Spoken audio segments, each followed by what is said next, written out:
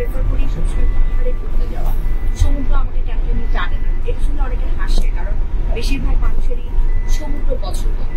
আমার কাছে মনে হয় যে সিজান একদম প্লেন থেকে যদি শুরু করি, আমি প্লেন ল্যান্ডিং থেকে শুরু করে এখন পর্যন্ত পুরোটা শহর ঘুরে আমরা যা দেখলাম, এই সিজান প্রদেশ ঘুরে যা দেখলাম, আমার কাছে মনে হয় এই সৌন্দর্য যদি কেউ দেখে তাহলে সে বলতে বাধ্য হবে আসলে যে পাহাড়ের সৌন্দর্য অন্যরকম। আমরা এক একটা সময় এক এক রকম সৌন্দর্য দেখতে পাচ্ছি, এবং এটা আমরা শুরুতেই ম্যাডাম যেটা বলছিলেন যে এটাকে পৃথিবীর ভূস্বর্গ বলা হয়, যদিও আমি জানতাম কাশ্মীরকে বলা হয়, কিন্তু এখানে আসার পর আমার কাছে মনে হয়েছে যে আমাকে মনে হয় কেউ ধাক্কা দিয়ে পৃথিবীর বাইরে অন্য কোনো গ্রহে পাঠিয়ে দিচ্ছে, অথবা হেভেন টাইপ কোনো জায়গায় পাঠিয়ে দিচ্ছে। কারণ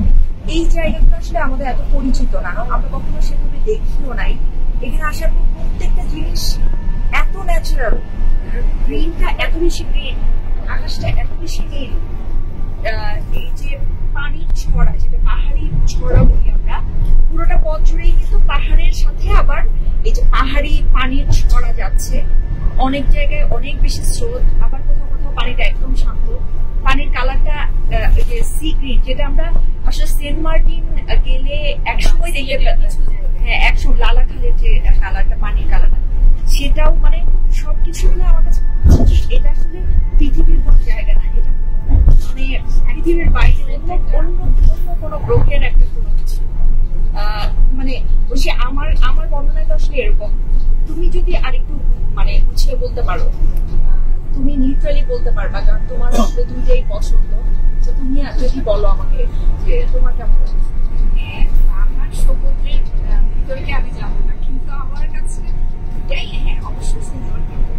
পাহাড়ের সৌন্দর্য আসলে তুলনা করার মতো না। আর আমি যদি আমার চ্যানেল মিডিয়াতে আছে অনেক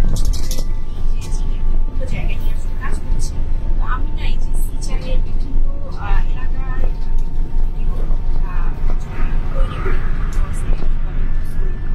ভিডিওগুলো দেখতাম, তখনকার যে একটা ইয়ে ছিল যে না ঠিক আছে সুন্দর, কিন্তু আসলে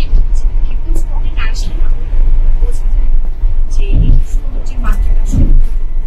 আর সত্যি কথা বলতে মানে আমরা যে পাহাড়ের ইয়েটা দেখছি, মানে দৃশ্যগুলো আসলে এরকম যে আমাদের জার্নিটা শুরু হয়েছে পাহাড় থেকে এবং চলছে, মানে আমরা পাহাড়ের ভেতর দিয়েই যাচ্ছি এবং যেখানেই যাচ্ছি আসলে পাহাড় আর পাহাড়, পাহাড় ঘেরা সবকিছু। এই যে একটা মানে একদম ভিন্ন একটা সৌন্দর্য, এটা সত্যি অন্যান্য, হ্যাঁ আমরা পৃথিবীর অন্যান্য অনেক জায়গা আছে অনেক সুন্দর, যেমন ইউরোপিয়ান অনেক দেশ আছে অনেক সুন্দর, সেই তুলনায় হয়তো আমরা যাবো না, কিন্তু এখানকার সৌন্দর্যটা একেবারেই ভিন্ন, খুবই প্রাকৃতিক, খুবই প্রাকৃতিক। এবং যদি বলা হয় যে মানে এখানে আসলে যেটা বলবো যে সিজানের যে সৌন্দর্যের বার্তাটা হয়তো বা ওই রকম করে মানুষের কাছে ওইভাবে পৌঁছায়নি বলেই মানুষ জানে না যে এখানকার সৌন্দর্যটা আসলে ওই যে স্বর্গের মতো বলা যাচ্ছে। আমার কাছে মনে হয় কেমন জানেন, মানে আল্লাহ মনে হয় একদম প্রকৃতিকে ঝেলে দিয়েছে, মানে এত সুন্দর করে এত অর্গানাইজ এখানকার সবকিছু। আর এটা অবশ্য বলতে হয় যে এখানকার যে মানে স্থানীয় প্রশাসন বা যে সরকারের যে মানে পরিকল্পনা, সেইটা একেবারেই মানে এটা না বললে আসলে কম হয়ে যাবে যে তাদের সবকিছু এত গোছানো,